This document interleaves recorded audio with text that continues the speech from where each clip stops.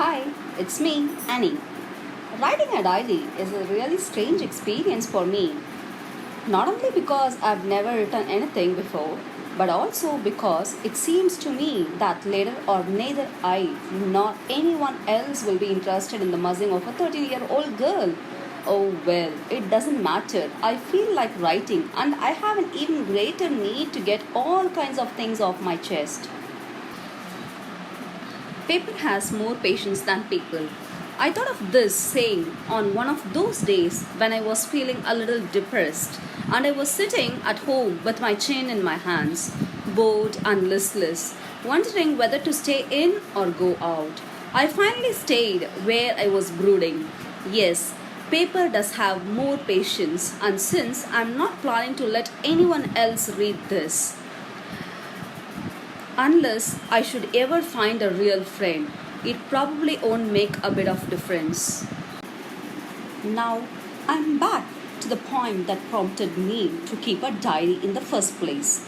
I don't have a friend. Let me put it more clearly.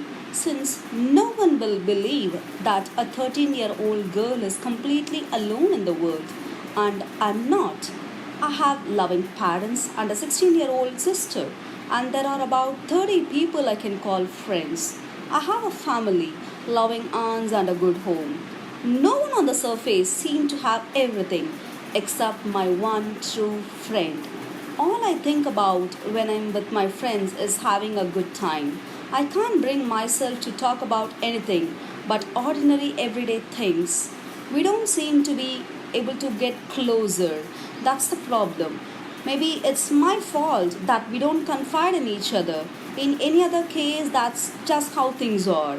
And unfortunately, they are not liable to change. This is why I've started a diary. To enhance the image of this long awaited friend in my imagination, I don't want to jot down the facts in this diary the way most people would do. But I want the diary to be my friend, and I'm going to call this friend Kitty. Since no one would understand a word of my stories to Kitty if I were to plunge right in, I would better provide a brief sketch of my life, much as I dislike doing so. My father, the most adorable father I have ever seen, didn't marry my mother until he was 36 and she was 25. My sister Margaret was born in Frankfurt in Germany in 1926. I was born on 12 June 1929. I lived in Frankfurt until I was 4. My father emigrated to Holland in 1933. My mother Edith Olinda Frank went with him to Holland in September, while Margaret and I were sent to Aachen to stay with my grandmother.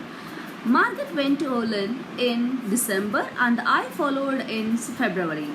When I was plunked down on the table as a birthday present for Margaret, I started right away at the Montessori Nursery School. I stayed there until I was 6, at which time I started in the first form. In the sixth form, my teacher, Kupras, the headmistress. At the end of the year, we were both in tears as we said a heartbreaking farewell. In the summer of 1941, Grandma fell ill and had to have an operation. So my birthday passed with the little celebration. Grandma died in January 1942. No one knows how often I think of her and still love her. This birthday celebration in 1942 was intended to make up for the others, and Grandma's candle was lit along with the rest. The four of us are still doing well, and that brings me to the present date of 20 June 1942 and the solemn dedication of my diary. Dear Kitty, let me take you to my classroom today. It's Saturday, 20 June 1942. Our entire class is quaking in its boots. The reason, of course, is the forthcoming meeting in which teachers decide who will move up to the next form and who will be kept back. Half of the class making bets. Gian and I laugh ourselves silly at the two boys behind us who have staked their entire holidays saving on their bet. From morning to night, it's "you're going to pass." "No, I'm not." "Yes, you are." No, I'm not. Even G's fleeting glances and my anger outbursts can't calm them down. If you ask me, there are so many dummies that about a quarter of the class should be kept back. But the teachers are the most unpredictable creatures on the earth. I'm not so worried about my girlfriends and myself. We will make it, and the only subject I'm not sure about is math. Anyway, all we can do is wait. Until then, we keep telling each other not to lose heart.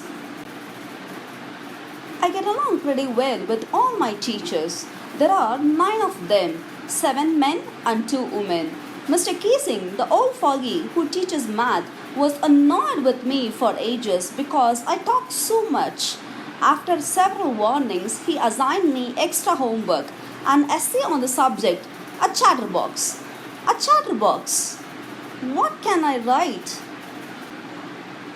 I would worry about that later, I decided. I jotted down the title in my notebook, tucked in my bag, and tried to keep quiet.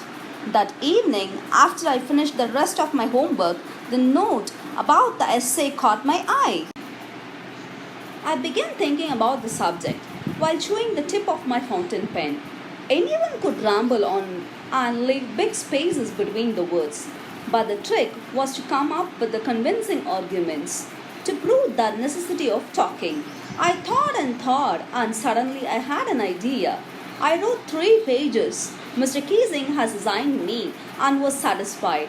I argued that talking is the student's right and that I would do my best to keep it under control, but that I would never be able to cure myself of the habit since my mother talked as much as I did, if not more, and that's not much you can do about your inherited traits.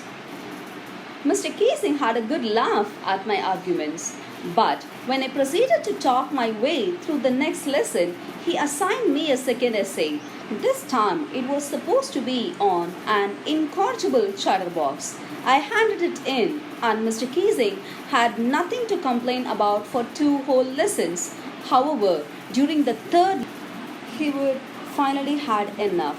And Frank, as punishment for talking in class, write an essay entitled "Quack, Quack, Quack," said Mr. Chatterbox. The class roared. I had to laugh too, though I would nearly exhausted my ingenuity on the topic chatterboxes. It was time to come up with something else, something original. My friend, who is good at poetry, offered to help me write the essay from beginning to end in verse, and I jumped for joy. Mr. Keesing was trying to play a joke on me with this ridiculous subject, but I would make sure the joke was on him. I finished my poem, and it was beautiful. It was about the mother duck and a father duck with 3 baby ducklings who were bitten to death by the father because they quacked too much. Luckily, Mr. Keesing took the joke right away. He read the poem to the class, adding his own comments, and to several other classes as well. Since then, I have been allowed to talk and haven't been assigned any extra homework. On the contrary, Mr. Keesing always makes jokes these days. Yours, Anne. So, my dear students, I have completed reading the lesson. Let me tell the summary of this lesson again in my next video. Thank you.